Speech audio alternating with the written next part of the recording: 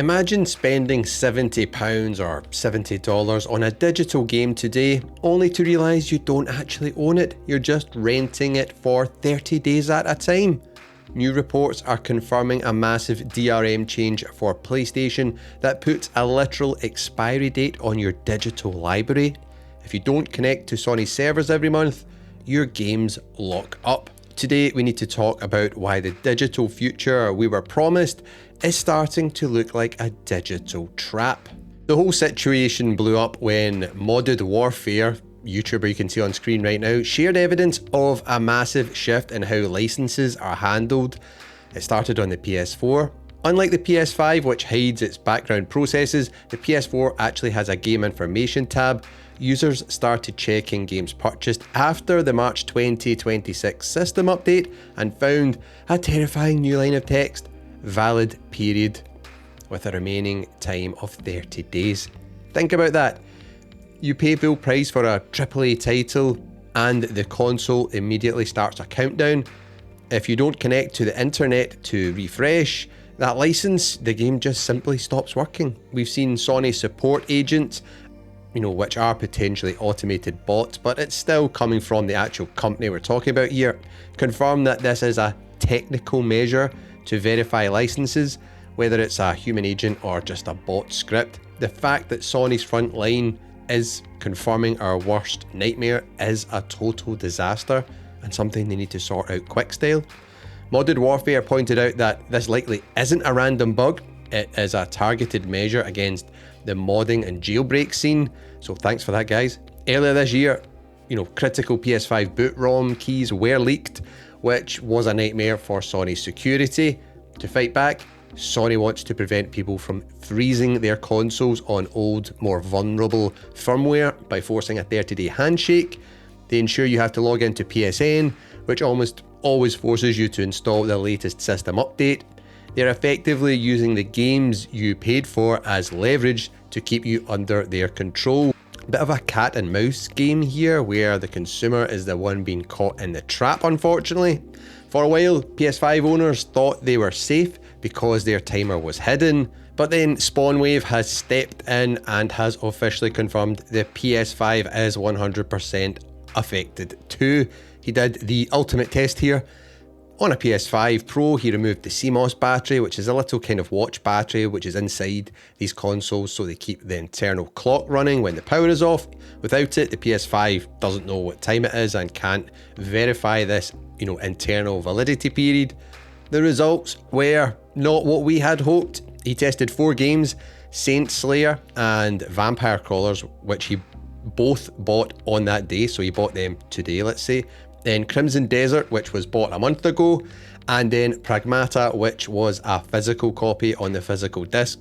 Immediately, both new digital games refused to boot. He was hit with an error, can't use this content, and can't connect to the server to verify your license. Meanwhile, the physical disc worked perfectly. This is the proof. If you buy digital today, you are on a 30-day leash, which just absolutely sucks. So I want to stop right there and ask you, did you realize this was even possible? Does the thought of a 30-day expiry timer on a game you paid full price for change how you feel about buying games moving forward? Drop a comment below. I'll be chatting to all of you in the comments about this nightmare. This is a massive deal breaker potentially, well for me anyway, for Project Canis, the rumoured native PS6 handheld which Sony is supposedly working on. Because handhelds are meant for travel, planes, commutes.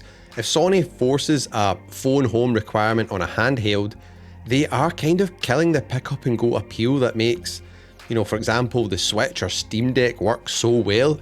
Who wants to spend hundreds, even maybe over £1,000 or dollars on a native PlayStation handheld that could expire while you're, mid-flight because you didn't check in with a server before you left? It just completely invalidates the purpose of a portable device. I just really don't like this at all. We need to hold these companies accountable. Look at the Nintendo Switch 2 and those game key cards. It's a box with a plastic download key inside. I refuse to buy them. I only buy Switch 2 games if the full game is actually on the cartridge. We need to get away from this trend of, day one patches being required just for a game to run, or physical discs being empty shells. Buy physical, absolutely, as my recommendation, but make sure it's a real physical copy. Find out if the game is on the disc. Actual ownership means you decide when the game is finished, not a server. We need to start voting with our wallets. It is the only language these companies seem to understand. If we keep handing over cash for licenses that they can revoke, they will just keep pushing the boundary until we own nothing at all. Sony need to remember their history here though, because they have got history in this, believe me.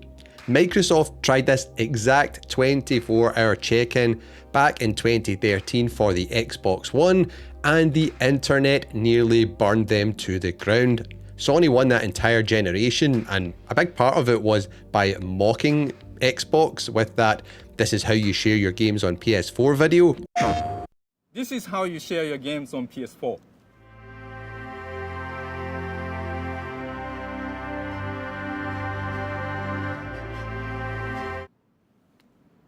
Thanks. PlayStation.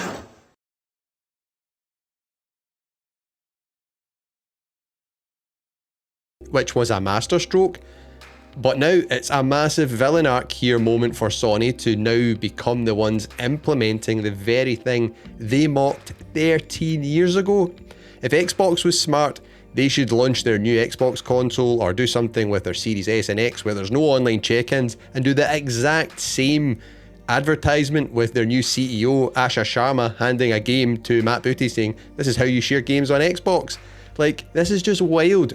You might not understand this if you're young, but trust me, nostalgia is a powerful thing.